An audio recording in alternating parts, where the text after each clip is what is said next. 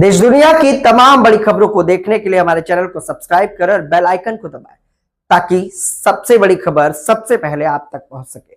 आइए आपको दिखाते हैं इस वक्त की सबसे बड़ी खबर। त्विषा शर्मा का मामला मई 2026 में मध्य प्रदेश के सबसे चर्चित मामलों में से एक बन गया है। यह मामला एक नवविवाहिता मॉडल एक्ट्रेस की संदिग्ध मौत, पुलिस जांच में कथित लापरवाही, परिवार के हत्या के आरोप और राजनीतिक सामाजिक दबावों की वजह से लगातार सुर्खियों में है। त्विषा शर्मा मूल रूप से नोएडा की रहने वाली थी। वे मॉडलिंग, कॉरपोरेट प्रोफेशन और साउथ फिल्म इंडस्ट्री से भी जुड़ी बताई गई। उनकी शादी भोपाल के रहने वाले समर्थ सिंह से लगभग 5 महीने पहले हुई थी। दोनों की मुलाकात कथित तौर पर डेटिंग ऐप के जरिए हुई थी।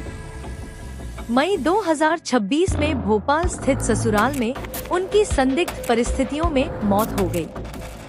शुरुआती तौर पर इसे आत्महत्या बताया गया।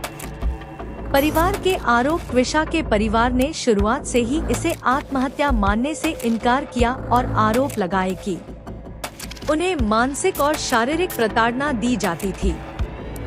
दहेज और घरेलू उत्पीड़न जैसी बातें भी उठाई गई। परिवार ने पति और ससुराल पक्ष पर हत्या का आरोप लगाया। त्विषा की मां ने दावा किया कि बेटी को जबरन दवाइयां दी जाती थी और दोबारा पोस्टमार्टम की मांग की। जांच में उठे बड़े सवाल। इस केस में कई ऐसी बातें सामने आईं जिनसे पुलिस जांच पर सवाल खड़े हुए। एक सीसीटीवी फुटेज का विवाद। रिपोर्ट्स के अनुसार त्विषा शाम रात करीब 7:20 बजे अकेले छत पर जाती दिखाई दी।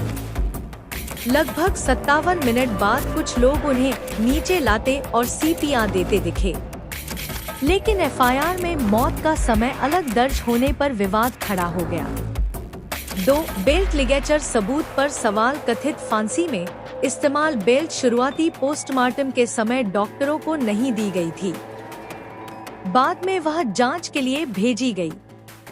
इससे लिगेचर मार्क और इस्तेमाल वस्तु के वैज्ञानिक मिलान में दिक्कत आने की बात कही गई। 3 पोस्टमार्टम रिपोर्ट में विसंगतियां। कुछ मीडिया रिपोर्ट्स में दावा किया गया पोस्टमार्टम में कुछ जरूरी विवरणों का अभाव था। ऊंचाई और अन्य मेडिकल विवरणों को लेकर भी सवाल उठे। सास और राजनीतिक प्रशासनिक एंगल। त्विषा की सास गिरिबाला सिंह को लेकर भी मामला चर्चाओं में आया क्योंकि वे पूर्व न्यायिक अधिकारी प्रभावशाली पद से जुड़ी बताई गई। हालिया अपडेट, प्रशासन ने उन्हें एक पद से हटाने के आदेश दिए हैं। उनकी नियुक्ति प्रक्रिया की जांच भी शुरू होने की खबर आई। आरोपी पति पर कार्रवाई। पति समर्थ सिंह पर केस दर्ज होने और गिरफ्तारी जमानत को लेकर कानूनी कार्रवाई चल रही है। रिपोर्ट्स के मुताबिक वे कुछ समय तक फरार बताए गए। उन पर घोषित इनाम बढ़ाकर 30,000 रुपए किए जाने की खबर भी आई। उनकी अग्रिम जमानत याचिका पर हाई कोर्ट में सुनवाई चल रही है। सिट और महिला आयोग की एंट्री। मामले के बढ़ते दबाव के बाद सिट जांच गठित की गई। राष्ट्रीय महिला आयोग ने भी रिपोर्ट तलब की। परिवार ने केस को दूसरे राज्य या केंद्रीय एजेंसी से जांच कराने की मांग भी उठाई। अभी केस की स्थिति क्या है? अभी तक मौत आत्महत्या थी या हत्या, यह आधिकारिक रूप से निर्णायक रूप से साबित नहीं हुआ है। फोरेंसिक रिपोर्ट, बेल्ट लिगेचर विश्लेषण और सीसीटीवी की जांच अहम मानी जा रही है। परिवार लगातार दोबारा पोस्टमार्टम और निष्पक्ष जांच की मांग कर रहा है। मामला हाई कोर्ट, पुलिस जांच और मीडिया निगरानी तीनों स्तर पर सक्रिय है। सर, जो अभियुक्त है उसको तो अरेस्ट होना चाहिए था। उसकी जो है बेल का क्या मतलब बनता है? आज कांड को 7वां दिन है, उसकी अरेस्ट क्या वो इतना जो है इतनी बड़ी फोर्स है कि उनके अरेस्ट करने में सक्षम है पूरा प्रशासन। सर, सेकंड पोस्टमार्टम की जो है रिक्वेस्ट परसों से हमने करी हुई है एम्स दिल्ली में करवाने के लिए। उसकी कोई जानकारी हमें नहीं दी जा रही है। कोर्ट में क्या है इसके लिए जी सर, उसमें भी जो है पक्ष रखा जा रहा है कि जिससे कि उसका जो है एविडेंस ना खत्म हो और हमें जो है उसका क्रिमिशन करने का मौका मिल पाए। देखिए, हमारे को अपना पक्ष रखने की जरूरत ही नहीं है। हमारे जनता देख रही है, मीडिया बता रहा है, जो हमारी बच्ची के साथ हुआ है वो भगवान ना करे किसी के भी साथ हो। यही हमारा सबसे बड़ा पक्ष है। हमारी बच्ची को ब्रूचरी मर्डर कर दिया गया, उसका यही पक्ष है हमारा कि हम चाहते हैं कि समर सिंह की गिरफ्तारी हो, उनको बेल ना मिले। पुलिस इस पे, क्योंकि आपने वो भी कहा था पुलिस की लापरवाही की बात भी आपने कही थी कि बेल्ट जिससे सुसाइड किया। हाँ जी, वो जो एम्स की फर्स्ट रिपोर्ट आई थी उसमें बहुत क्लियरली लिखा हुआ था कि वो मटेरियल जिससे ये इवेंट हुआ है वो अभी तक उन्होंने टेस्ट में नहीं, उनको टेस्ट में प्रोवाइड ही नहीं किया गया है। तो ये तो बहुत बड़ी लापरवाही की बात है। आप पूरा कांड होने के बाद आप 12 घंटे बाद सीलिंग करने जा रहे हो, फॉरेंसिक्स टीम इतना लेट गई, तो ये सब बहुत एविडेंटली दिख रहा है कि police is not even supporting us. आप मतलब आप क्या चाहते हो, मतलब इस पूरे मामले में क्या आप? हम ये चाहते हैं, हमें एमपी में हमारा कुछ सुनवाई नहीं है, यहाँ पे हम सबकी जान को खतरा है। पब्लिकली हम इस बात को बोल रहे हैं। आपकी जान को खतरा है? मतलब हम लास्ट टाइम जब हम कोर्ट में आए थे तो कोर्ट में भी बहुत कमेंट्स हो रहे थे। हमारे जो भाई हैं जिनके साथ उनको धक्का मुक्की हो गई, उनका फोन उठा के फेंक दिया गया। बच्ची के जो फादर हैं उनके साथ काफी बहसबाजी हो गई। दे वर ट्राइंग टू प्रोवोक अस कि हम कुछ बोलें। तो दिख रहा है ये सब, कोई सपोर्ट नहीं कर रहा। अभी तक एक भी एनजीओ नहीं आके खड़ा हुआ, जबकि एनजीओज आते हैं, विमेन कमीशन वाले आते हैं, कोई भी अभी तक नहीं आया।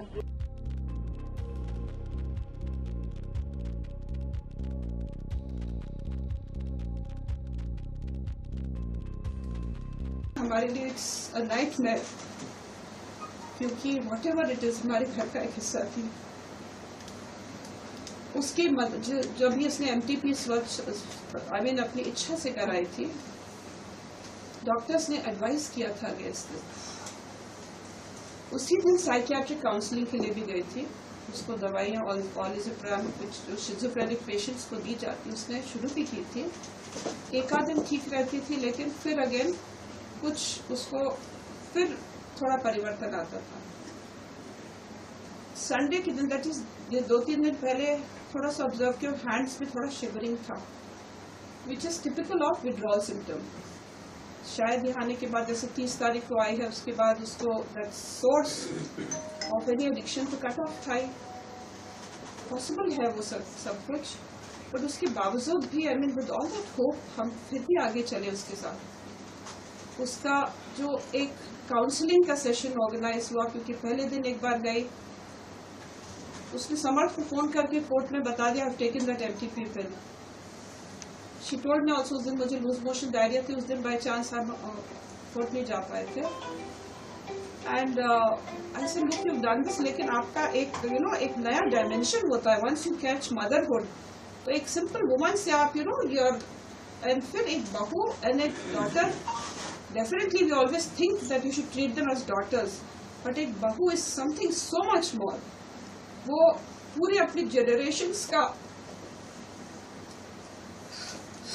निचोड़ होती है। वो आगे के लिए एक माध्यम सेटअप करता है कि नेक्स्ट जनरेशन कितना और आगे बढ़े।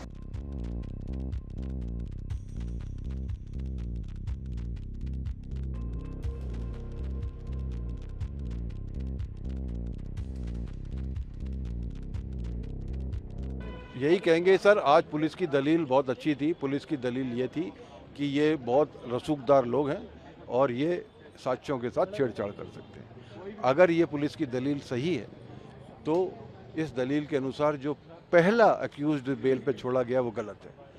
या तो ये गलत है, या तो पुलिस गलत है, या तो पुलिस गलत है, या पहला अक्यूज्ड को जो जमानत दी वो गलत दी गई। यही प्रूव होता है ना इससे। और मानना ये है कि ये जो इनको जमानत भी दी गई है, ये बहुत रसूखदार लोग हैं, इनके तरीके हैं। कोर्ट खुलवा भी सकते हैं, इनके हिसाब से कोर्ट खुल भी सकते हैं। ये पीछे जा कर के हाई कोर्ट के थ्रू उसको आगे कैंसिल कराने की पहले वाली, तो उसको क्या आप निरस्त करने भाई, हम तो हमारी तरफ से तो सब कोशिश रहेगी। आपने देखा हमारी कोशिशें इतने इन्फ्लुएंस में कैसे काम कर रही हैं। एक अंडर ए इन्फ्लुएंस ऐसा डिसीजन अगर आता है तो ये तो सरासर काला कानून बन चुका है ना।